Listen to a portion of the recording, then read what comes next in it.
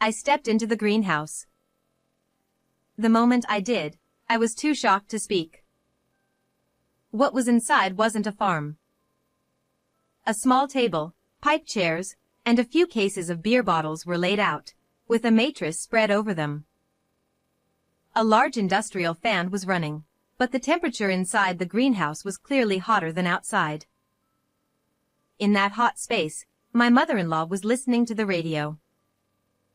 Her cheeks were flushed, and she didn't seem to notice that I had entered. I ran over to her.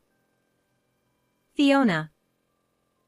At my call, she finally noticed me and turned her face towards me with a smile.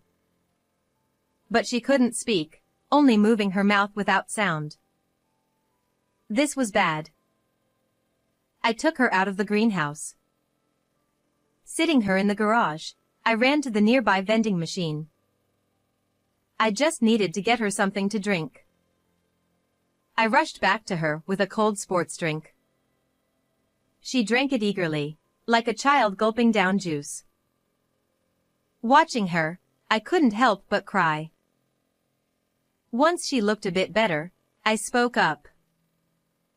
I can't stand this anymore. Please come to our house right now. I'll go get the car. Just as I was about to leave to fetch the car, she grabbed my shirt and said something.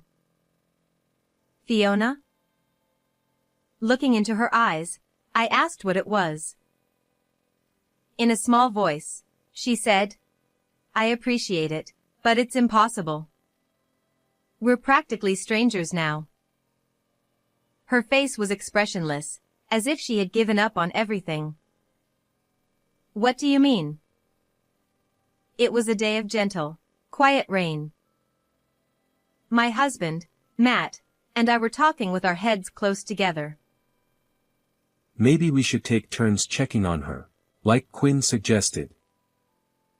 He sighed deeply. We were talking about Fiona, my mother-in-law.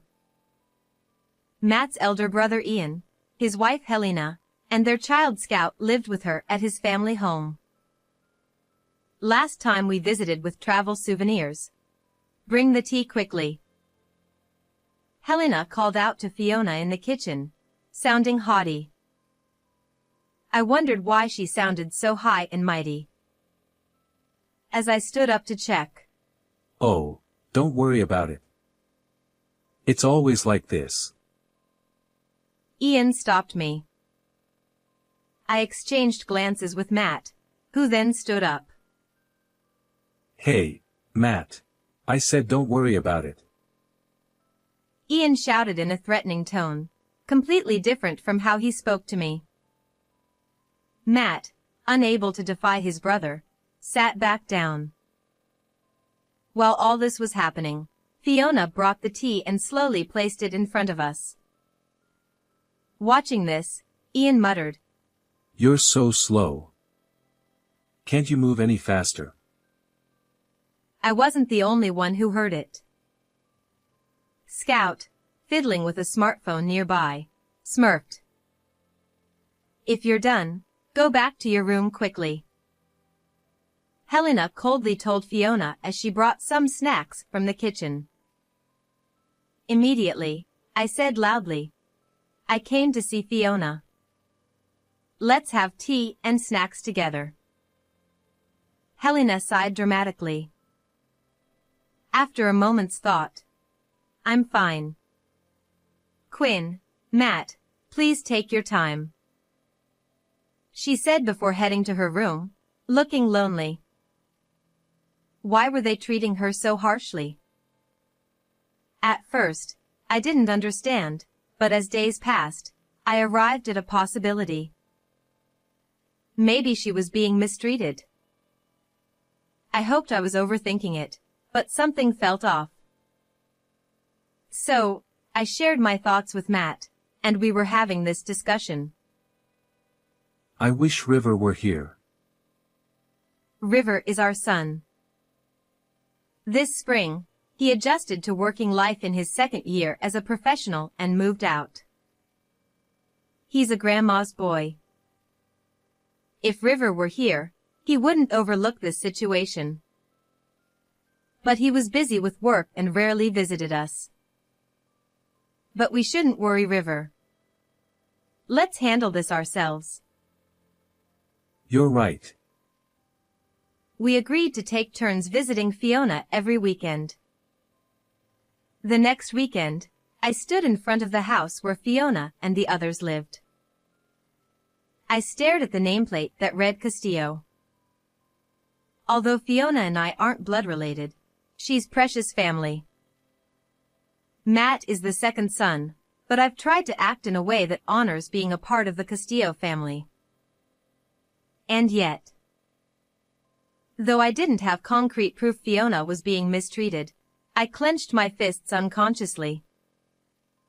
As I was about to press the intercom, I heard a voice from behind. "Oh, Quinn?"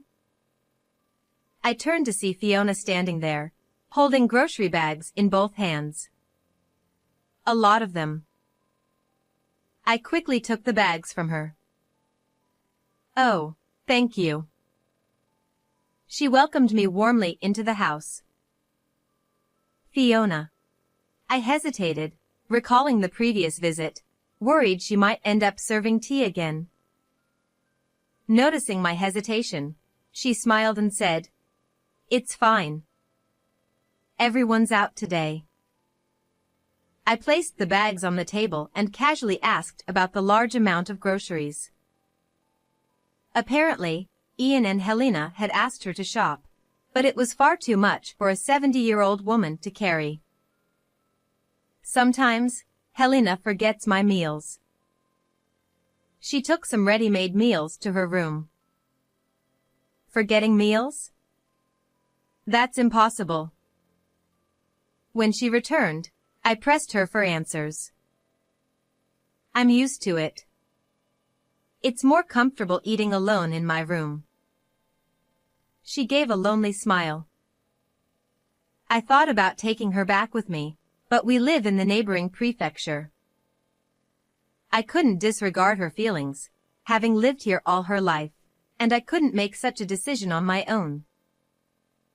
I decided to ask Matt to come next week and talk to Fiona together. As I thought about this, evening began to fall. Well, I need to start preparing dinner. I'll get scolded if it's not ready by the time they get back. I understood she was indirectly asking me to leave. Sorry. I apologized for not being able to help and for taking up her time, then headed home. When I got home, I reported today's events to Matt. We can't jump to conclusions about Ian and Helena's behavior based only on Mom's words.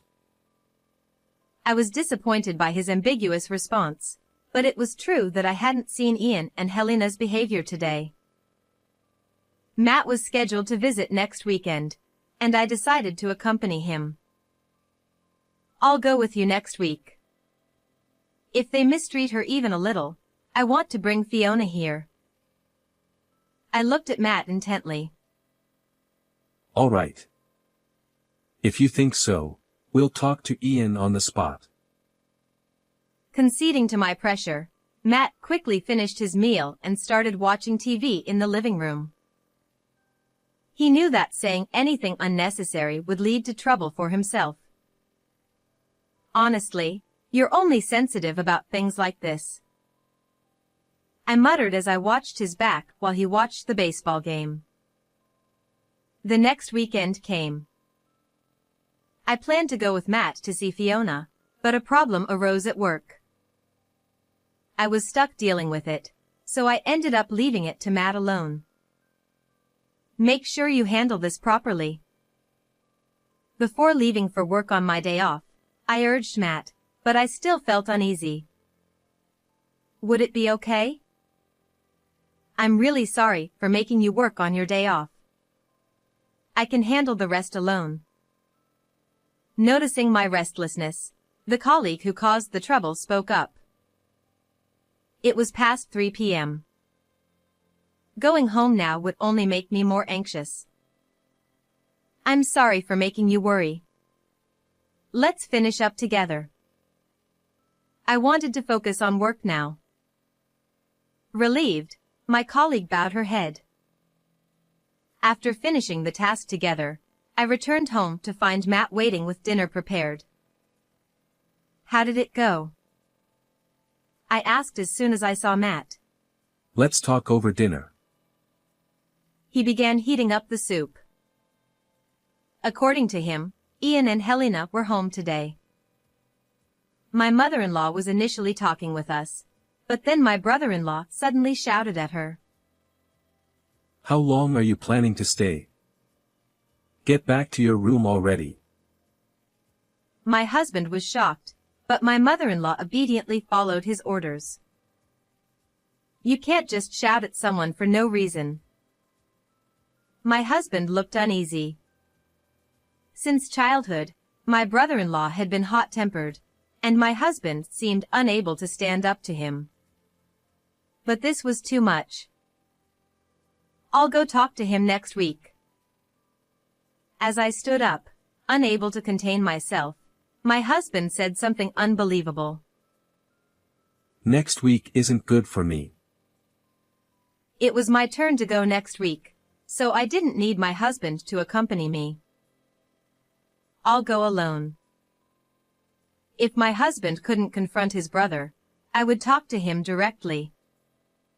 Even my brother-in-law would have some reservations with me. But my husband was indecisive. I'm not feeling well either. Please, don't rush in alone. This was the first I heard of him feeling unwell. I stared into his eyes, but he quickly looked away. Let's wait until my health improves and I can arrange things. He mumbled and quickly finished his meal before heading to the bath.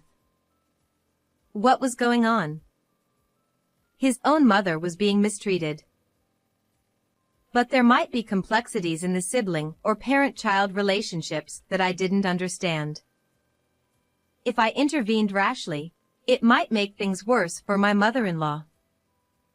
So, with a feeling of unease, I decided to wait until my husband's health improved.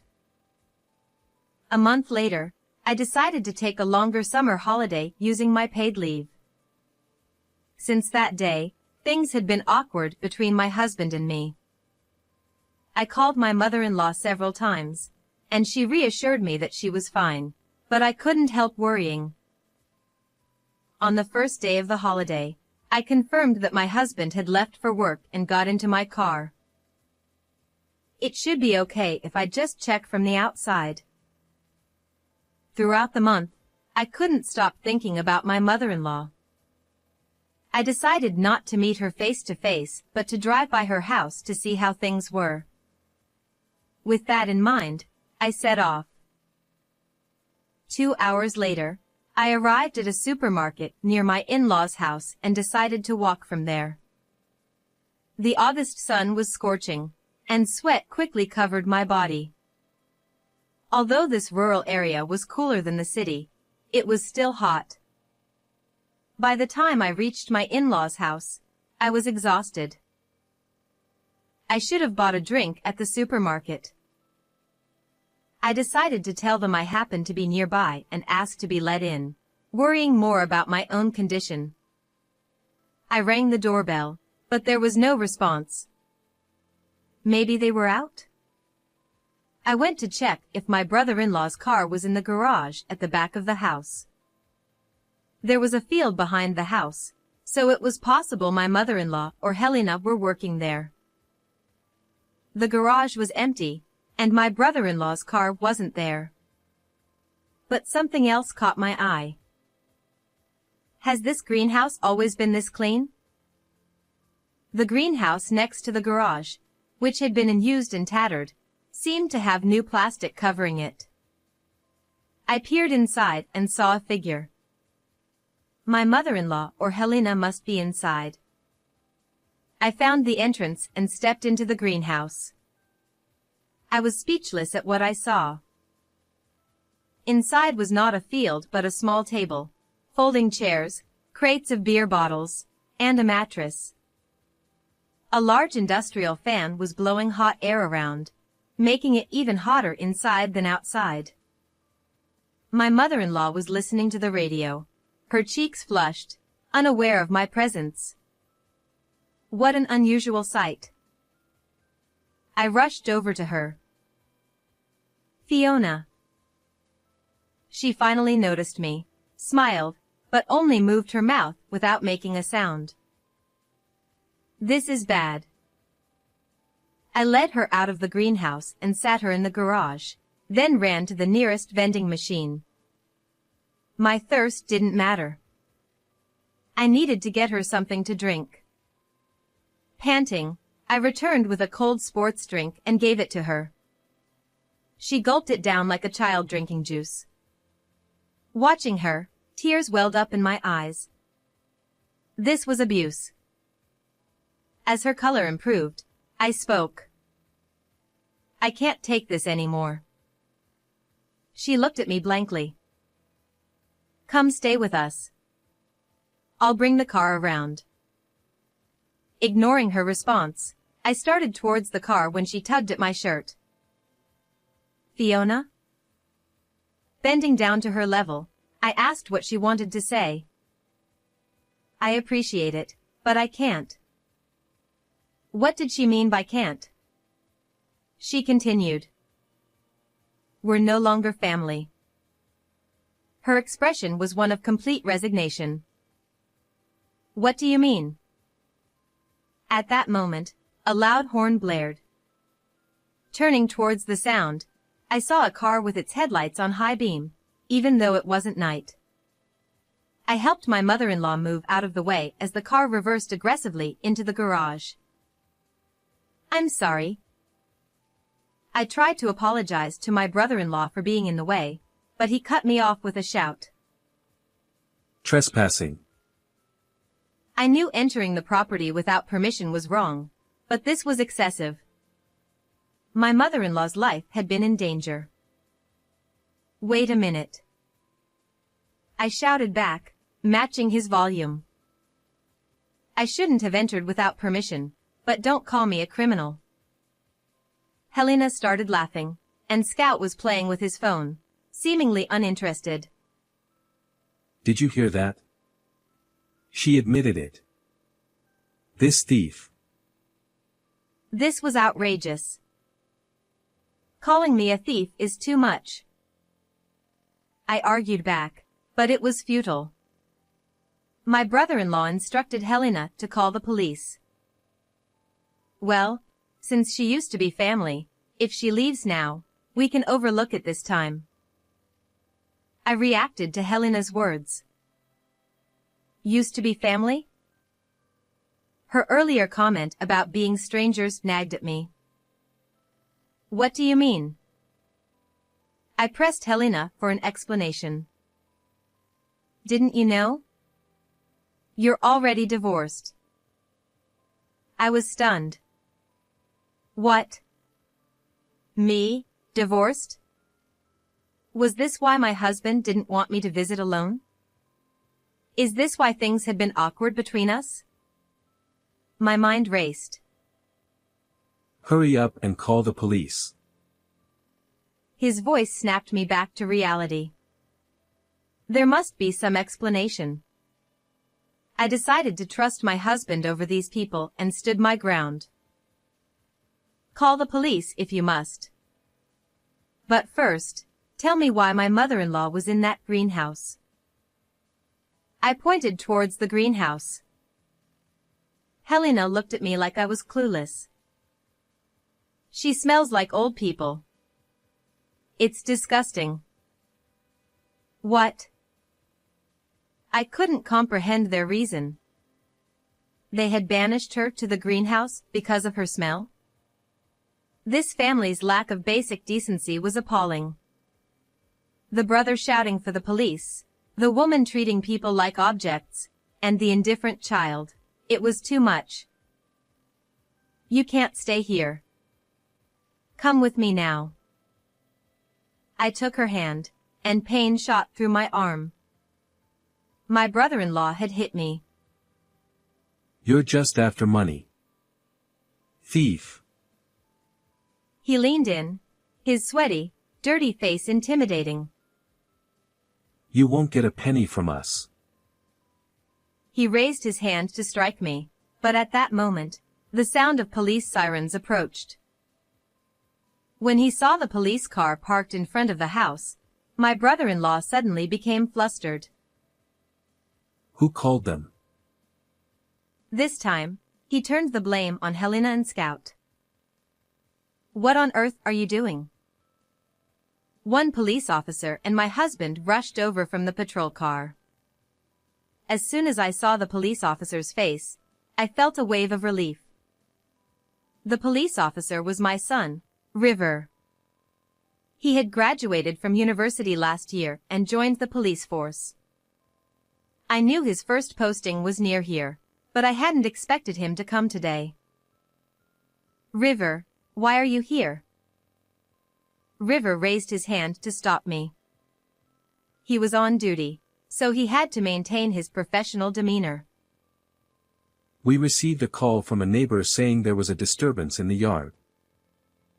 With that, River approached my brother-in-law. Can you explain the situation? Irritated by River's formal tone, my brother-in-law clicked his tongue. It's nothing. Just a family argument. But why are you here? And what's with that outfit? River's police job in the local station was news to my brother-in-law's family. River sighed lightly and explained. We've received numerous complaints about noise from this house. So, we've been patrolling the area frequently. My brother-in-law and Helena looked awkwardly at the ground. I never imagined you'd relegate someone to a greenhouse. River looked sadly at my mother-in-law. My brother-in-law seemed to realize he couldn't win against River and turned his anger towards my husband. Did you bring them here? Hesitant at first, my husband responded firmly. I decided I wouldn't be at your beck and call anymore. My husband had known I was coming today from River and had pretended to go to work while waiting nearby. When I brought my mother-in-law out of the greenhouse, he called the police. Hearing this, my brother-in-law laughed loudly. So it's trespassing and attempted kidnapping, then? Helena seemed to agree, smirking. My brother-in-law shoved me. Well done for calling the police before I did. Hey, officer, arrest this woman. My brother-in-law was pushing for my arrest, but River didn't budge. Instead, he sternly addressed my brother-in-law. Signing a divorce paper without consent is a crime, and such a divorce is invalid. Are you aware of that? Huh? Scout, who had been silent until now, reacted. Scout, what does that mean? Apparently, Scout had misinformed his parents. He had told Helena that if they got my husband to sign the divorce papers, she could sign my part, and it would be legal. I've already contacted a lawyer. To my brother-in-law's dumbfounded family, River added. Also, you put an elderly person in serious danger. We will be taking her into protective custody. River said this officially, then helped my mother-in-law back to the patrol car. My husband and I followed, leaving my brother-in-law's family standing in shock. My husband spoke cheerfully while holding a beer. I've never been more proud of River than that day. River, looking bashful, sat next to my smiling mother-in-law. After leaving the police station, we took my mother-in-law home, and the three of us now live happily together. Today, River visited us, and my mother-in-law prepared a feast. I was really worried about how things would turn out.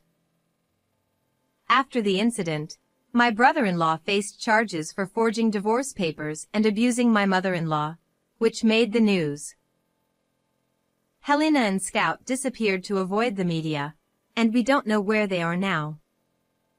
River manages their vacant house. My mother-in-law regained her health after moving in with us and started a vegetable garden. The dishes made from her homegrown vegetables are exceptional. Fiona, please teach me how to cook sometime. I wish you had taught her while I was still living here. We laughed together, enjoying our happy time. I do miss the days when everyone gathered. My mother-in-law reminisced about the past when my father-in-law was alive. She would cook while River and Scout played video games, and the rest of us enjoyed drinks and conversation. It was a nostalgic memory for her. No one understood why my brother-in-law's family changed, but their actions towards my mother-in-law were unforgivable. I took a swig of my beer, hoping that one day I might forgive them while savoring the precious moments with my family. How did you like today's story? Don't forget to subscribe to our channel. See you in the next video.